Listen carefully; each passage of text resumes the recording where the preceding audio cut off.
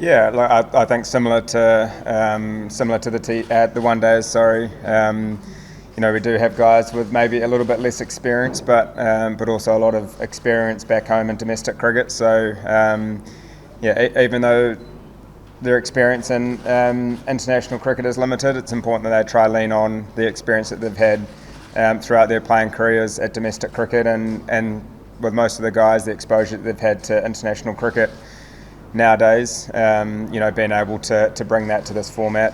We've had a few guys that have played franchise cricket around the world that have played against some quality opposition and played with a lot of quality international players along the way. So I think the experience that we have, guys have been around playing T20 cricket. Everyone loves the format. It's obviously fast, it's fun, plenty of entertainment. So guys are really looking forward to this series ahead. And the common query, how the wicket looks like? I haven't actually had a look at the wicket, but I guess we'll try to take as much information as we can from the games that have been played here in the past, but also obviously playing here a few days ago, what that may look like. Presume it's going to be a pretty good wicket throughout the 40 overs, and it probably won't change a huge amount. So nice change of pace for us heading into the T20s, and we're looking forward to it. Sorry guys, just up the back, we get a bit of quiet please. Thank you. Who's next? Mamadou. Obviously it's T20 and a bit different from the ODI formats. Ritos are also saying that one or two players can change the game. Do you think the same way? Yeah, absolutely. It only takes one person to have a great day, and the game can be taken away from you within a couple of overs. And you obviously see that the longer the format, the longer it takes to change a game. But whereas T20 cricket, it can happen. It might be an over, it might be a couple of balls. Depending on the situation of the game. So I guess from our point of view, it's about trying to put ourselves in those situations where we can make those significant contributions and make those game-changing moments when those opportunities present itself. So I think T20 is about match winners and guys going out and expressing themselves and having the confidence to do that. And I guess that's what we try give the guys as that backing, as that trust that they can go out and play their natural games and express themselves as much as they can. And we know if we can do that, then we'll put ourselves in positions of winning games of cricket. Bangladesh have a new faces in the T20 in the batting and bowling in the both departments. Do you have seen them and videos, or have you played? Yeah, we've seen a bit of footage on the guys. Understand there might be some guys that haven't debuted yet in this format. So I guess when there's not heaps of information on players that you haven't seen, it's about trying to adapt as quick as you can. Try to get as much information as quick as you can from the footage that we have, but also out in the middle. And communicating that back to the group as quick as possible. So I guess that's exciting for both teams that there's guys that haven't necessarily played as much in our team, but also guys that haven't debuted in the Bangladesh team. So really exciting series ahead. How much challenging it is for you to lead an inexperienced side in a new condition where is it taking most of the responsibilities on your shoulder?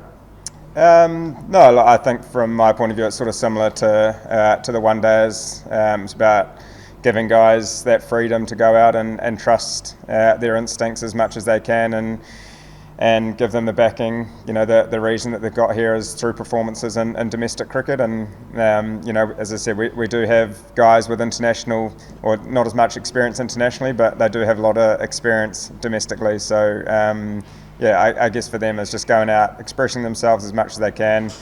For us, playing our brand of cricket, a brand that we want to play, and obviously adapting. And I guess that's the messages from us as a captain, but also from a coach's point of view, as letting the guys, as I said, express themselves and try to play with that freedom. From your perspective, who are the most potential players in your squad? Look, I think we've got, not necessarily naming anyone in particular, but as I said, we've got guys that have been playing franchise cricket around the world that are in this team. So I guess for them, leaning on those experiences that they've had, guys that have been in these conditions before, trying to give them as much knowledge as we can to let these guys go out and express themselves. And we had our Super Smash, which is our T20 competition back home, not so long ago, and we saw a couple of guys make debuts, after that T20 comp. So, guys have been picked on form, even though it was a couple of months ago. Hopefully they can lean back on those experiences and take them into this week. Back there. Tom, New Zealand played 20 T20Is against Bangladesh. You played 60 T20Is against the Tigers. Do you think this bunch of cricketers, this squad is the most explosive Bangladesh ever had in this format? I'm not 100% sure. I think whatever team you play, whether it's now, whether it's in previous years, they've always had explosive batters, throughout their order.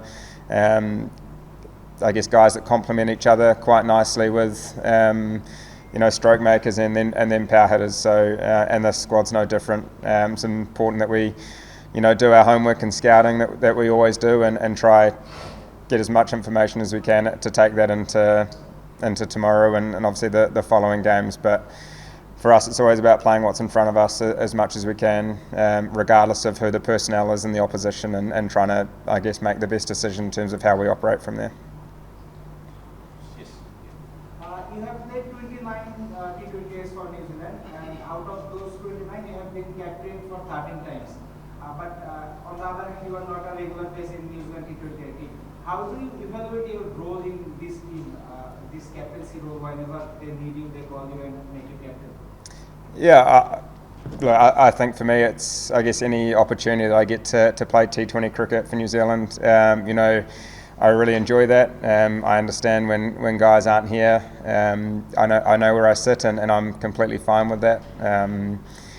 I love playing this format.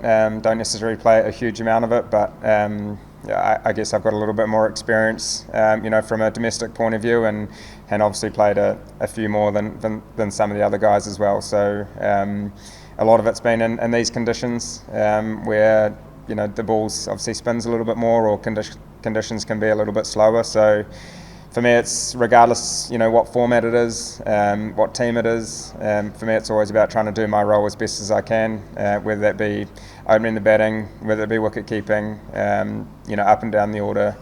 To me, that doesn't change. It's about trying to execute my role as best I can, and I guess give the team the chance, and obviously try and make a significant contribution along the way.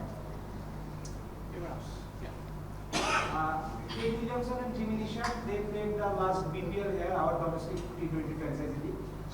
Any piece of advice from them before this series starts? No, not necessarily anything in particular.